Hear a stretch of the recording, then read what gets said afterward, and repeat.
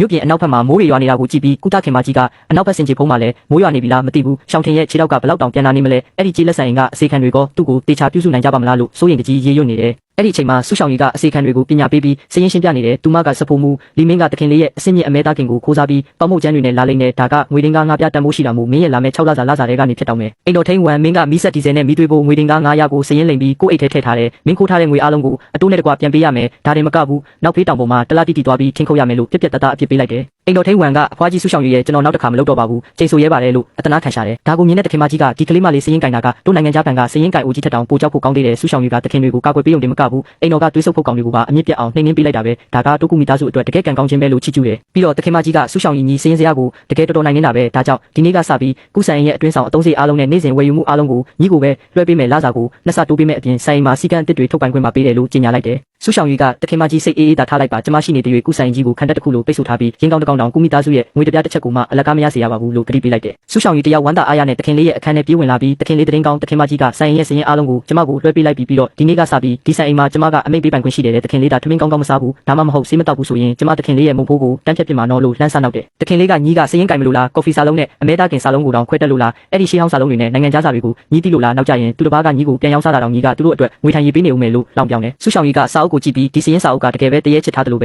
ကျမကနန်းတင်ချတက်ပေမဲ့စာလုံးတွေကိုတေချာမသိတာကတကယ်ပြဿနာပဲဒါဆိုဘယ်လိုလုပ်ရမလဲသူတစ်ပါးလောင်တာတော့မခံနိုင်ပါဘူးလို့တွေးပြီးတခင်လေးကျမကိုစာမတင်ပေးနိုင်ရင်ငွေတွေပြန်တောင်းမှာနော်လို့ဆိုကအတင်းစာတင်ခိုင်းတော့တယ်တခင်လေးကအမြဲတမ်းလက်သေးထုတ်ပြတတ်တဲ့တောကြောင်မလေးကအခုတော့စုတ်တံကိုကင်ထားတာတစ်တာတော့အတိုင်းပဲဒီနေ့ညီးကိုဘယ်လိုထိရမလဲကြည့်ရသေးတာပေါ့လို့တွေးပြီးဆူဆောင်ရီရဲ့လက်ကိုကင်ကစာရင်းနေတင်ပေးတယ်ဆူဆောင်ရီကတခင်လေးလက်မှာအားမရှိပါလားပြောဖက်နေတာပဲတောရမှာဆိုဒီအားနဲ့ပေါက်တူးတောင်ပေါက်နိုင်မှာမဟုတ်ဘူးလို့ပြောတယ်တခင်လေးကစာရေးတယ်ဆိုတာနှလုံးသားနဲ့လက်နဲ့တသားလေးဖြစ်ရတာအားအထမသုံးရတာမဟုတ်ဘူးငါရဲ့စိတ်အာယုံကိုခန်းစားကြည့်စမ်းဒီရေးသားကခိုင်မာပြီးစွမ်းရပါတယ်ရွှေတုံးကြီးတုံးနဲ့မတူဘူးလားရွှေတုံးကြီးလေးလို့ရှင်းပြတယ်တခင်လေးကရေးပြလိုက်တဲ့အခါဆူဆောင်ရီကတခင်လေးကွက်တီပဲလို့အော်တယ်တခင်လေးကဆူဆောင်ရီညီကောင်းထဲမှာငွေကလွဲရင်တခြားအရာမရှိတော့ဘူးလားလို့မေးတော့ဆူဆောင်ရီကရှိတာပေါ့ငွေတင်ကားတွေအကျွေးစားတွေနဲ့ငွေဆက်ကူတွေဒါတွေအားလုံးကအရန်ရေးကြည့်တာပေါ့လို့ပြန်ဖြေတယ်တခင်လေးကတော်ဆန်းလို့ဆိုပြီးသူမနဲ့နီးကပ်သွားတဲ့အခါဆူဆောင်ရီကတခင်လေးအဖျားတက်နေတာလားဘာလို့ထွက်သက်တွေဒီလောက်တောင်ပူနေရတာလဲကျမကိုလာမကူးစမ်းနဲ့နော်လို့လှမ်းတတိပေးတယ်အဲ့ဒီချိန်မှာတခင်ကြီးနဲ့တခင်မကြီးအခန်းထဲဝင်လာပြီးတားလေးဘာဖြစ်လို့လဲဘာလို့မျက်ရည်ကျနေရတာလဲလို့မေးတယ်ဆူဆောင်ရီကတခင်ကြီးနဲ့တခင်မကြီးတခင်လေးကကျမကိုစာတင်ပေးရင်းနဲ့သူကအတုံးမကျတဲ့သူမဟုတ်တော့ဘူးဆိုတာကိုသဘောပေါက်သွားပြီးစိတ်လှုပ်ရှားလို့မျက်ရည်ကျသွားတာပါတခင်မကြီးကြည့်ပါဦးဒါတခင်လေးကျမကိုတင်ပေးထားတဲ့စာလုံးတွေပါလို့လိန်ညာပြီးကူညီဖြည့်ရှင်းပေးလိုက်တယ်နောက်တရက်မှာဆူဆောင်ရီကဆိုင်အိမ်ကလူအားလုံးကိုစုဝေးစေပြီးအားလုံးအာရုံစိုက်ကြဆန်းကျမဒီဆိုင်အိမ်ကိုတာဝန်ယူကြတဲ့ကကုမိသားစုမှာမကောင်းတဲ့အမှုချင်းတွေအများကြီးရှိနေတာကိုတွေ့ရတယ်။ဥပမာတခင်ကြီးကစာအုပ်ကိုညှက်တဲ့အထိဖတ်တော့ခေါင်းမှုတဲ့တခင်မကြီးကအ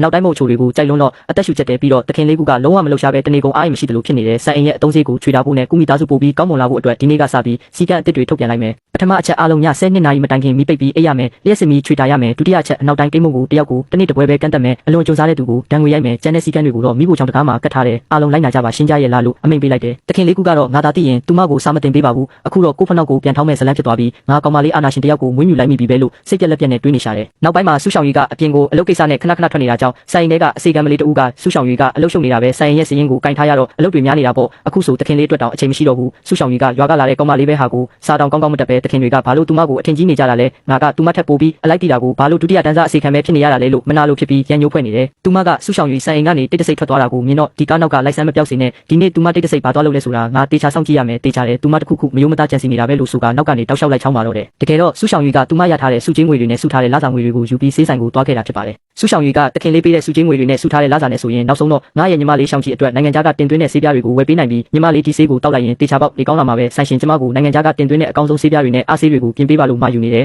ဆိုင်ရှင်ကရပါတယ်မင်္ဂလိခဏဆောင်ပါအကောင်းဆုံးပစ္စည်းတွေယူပေးပါမယ်လို့ဆိုတယ်ဒါကိုလိုက်ချောင်းနေတဲ့အစီခံမလေးကဒီလိုရွာကလာတဲ့ကောင်မလေးကဒီလောက်များကြီးကုန်ကြမဲ့ဆေးဝါးတွေကိုဝယ်ဖို့ငွေတွေဘယ်ကရတာလဲတေချာတယ်သူမဆိုင်ရဲ့စရင်ကိုကင်ထားတာကိုအခွင့်ကောင်းယူပြီးတ냐ဆိုင်အိမ်ကငွေတွေကိုခိုးထုတ်လာတာပဲဆူဆောင်ရီကြီးကတော့ဒီတစ်ခါတေချာပေါက်အပြည့်ညင်ရတော့မယ်ကုမိသားစုထဲမှာညီဘလို့ဆက်နေမလဲဆိုတာစောင့်ကြည့်ကြတာပေါ့လို့ဆိုက6တုံးဖို့ကြံစီပါတော့တယ်ဗျာ